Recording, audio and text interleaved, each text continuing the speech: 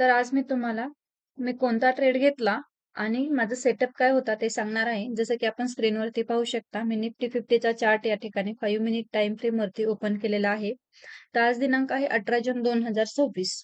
आज market flat open झालं आणि मार्केटने थोडीशी अपसाईडला मोमेंटम दिली आणि या ठिकाणी एक रिजेक्शन झोन बनवला.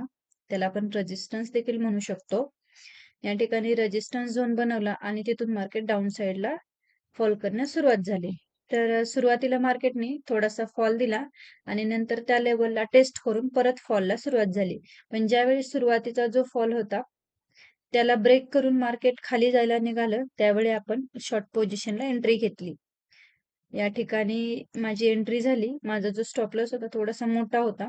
या रेझिस्टन्सच्या वरच्या कॅन्डलच्या वरी म्हणजे ज्या कॅन्डल पासून सुरुवात झाली फॉलला त्याच्या थोडंसं वरती माझा स्टॉप लॉस होता आणि टार्गेट जे होतं सुरुवातीची जी 5 मिनिटची कॅन्डल आहे त्या कॅन्डल जवळ माझा टार्गेट होता.